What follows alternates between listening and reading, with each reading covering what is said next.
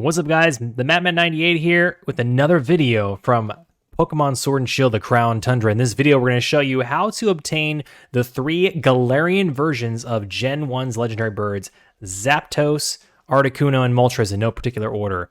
We'll show you how to encounter them and what you need to do to be able to obtain them. They are pretty tricky. A lot of them have a couple of tricky little trials. They don't just show up and you catch them. You actually have to pass a little bit of a mini trial between all 3 birds to be able to do that. So without further ado, if you're really hyped about this video and looking forward to finding out how to get all these wonderful Galarian legendary birds, smash that thumbs up button and let's get right into the video.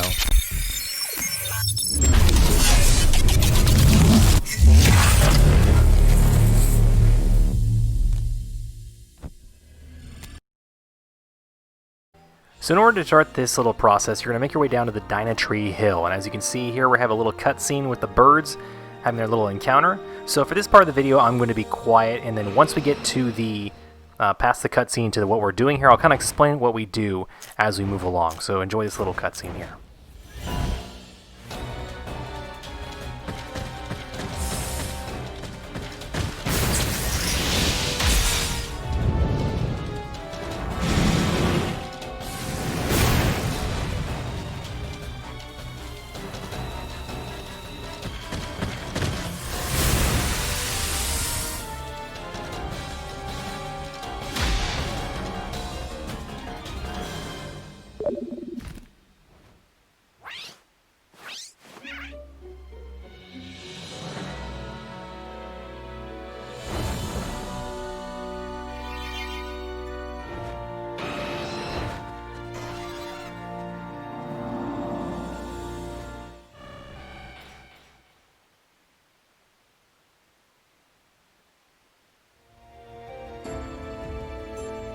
So as you might have noticed from that cutscene, the birds take off at the sight of you because they know you're trying to catch him.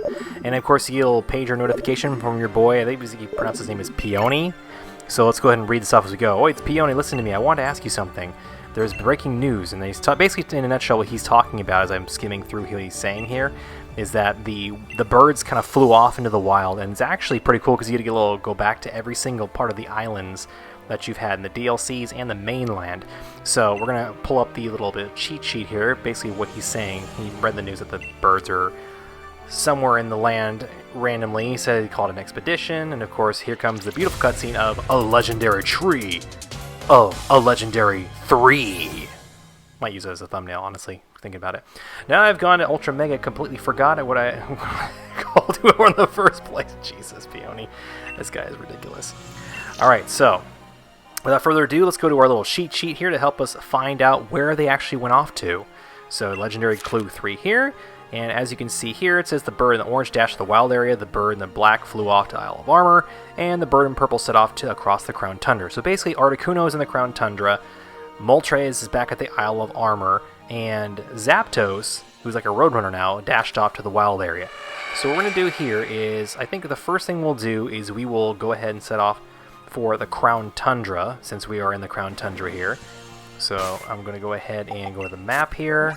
We're going to try to find a location, try to locate where exactly Articuno could be. I think it could be in the upper areas here, but it really does depend. It's very random.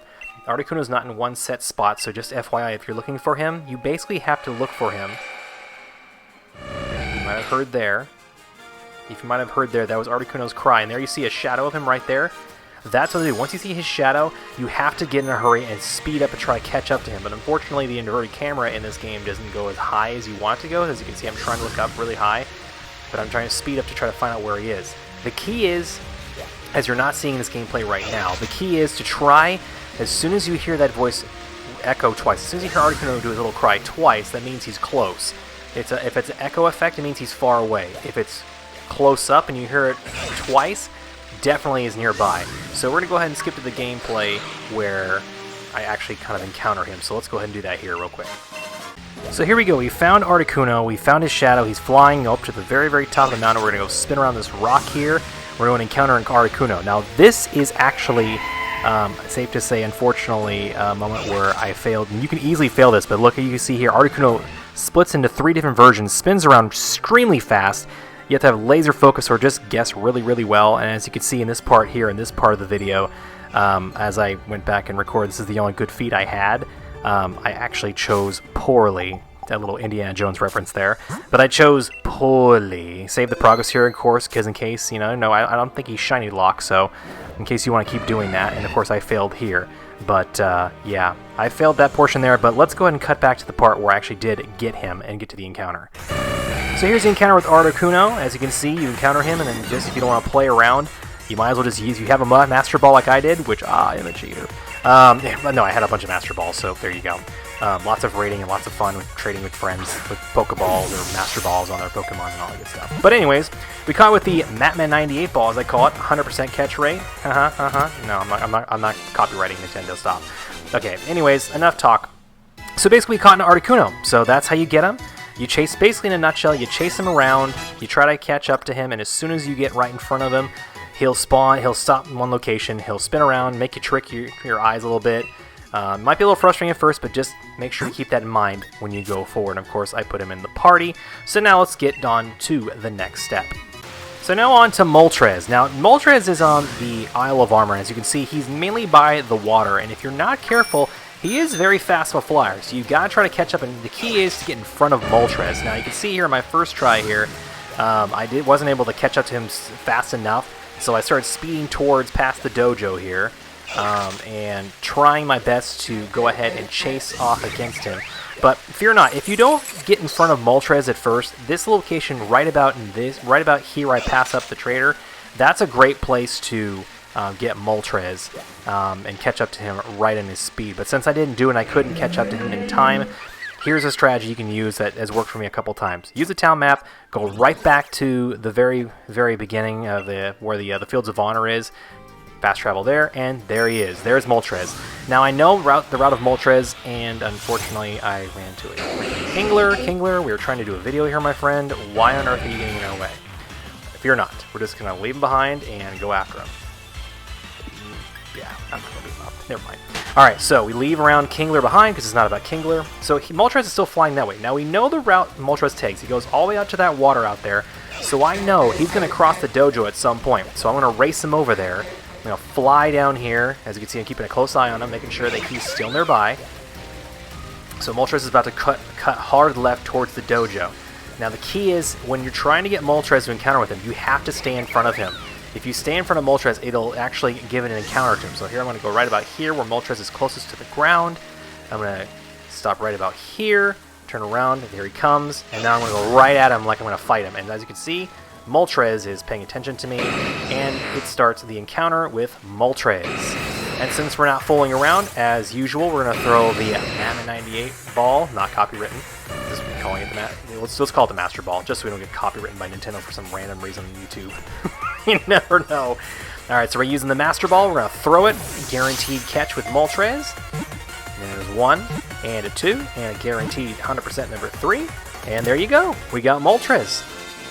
Alright, and that's basically, it's pretty simple. Moltres is probably the easiest one of the 3 to catch, honestly, because you basically have to get in front of him and on the smallest island of the entire map, which is great. So here we go. Here's Moltres in the Pokedex, and let's go ahead and add this bad boy to the party, and then we're on to the next step. So as mentioned, the third and final bird we have to go after is Zapdos, and Zapdos is in the wild area of the original map. And the location is the best place to meet up with the Zapdos. As I'm chasing him, I'm going to explain to you really briefly how to get it. Is you go to the meetup spot by the Watt Trainer in the Wild Area Station. That's the best place to find a Zapdos just sitting there in the fields. Now, it's not always guaranteed there, but that's where I found mine. And while we're chasing Zapdos, a key note here, in order to catch this young dude, this fast little Roadrunner version of Zapdos, you need to try to be parallel with him. As you can see, I'm trying to speed up to be parallel with him, try to cross him up and get him. But the key is be parallel with him and kind of get in front of him, unless you run into an Oddish like I literally just did. Oddish, you are lucky I'm in a good mood. I will not attack you. I'm just going to leave with my amazing looking Articuno bird and move on with the video. Okay? Had to clear my throat. Live recording, there we go. So now Zapdos, you can see he crossed me up, he beat me, he Kobe'd me. Now I just got to keep up, and then as soon as I run into him, boom. That's what you need to do. You need to run right into Zapdos, because he's not going to stop you like Moltres and Articuno did. So, I got my Articuno out here to fight in case I need to. Not going to have to, because I'm going to use the guaranteed Master Ball. Boom. There we go. Of course, guaranteed 100% catch rate for Zapdos. And there we go. There we go. We got him. All right, so we got all 3 birds. There's Zapdos. Add them to the thing, and of course, as you can see, I have all these things here. So by the time I'm posting this video, of course, I've already done the Reggie video, as you guys know. Link in the description down below. Make sure to check that out. So we're going to add them to the party as well, so we can kind of show them off just a little bit.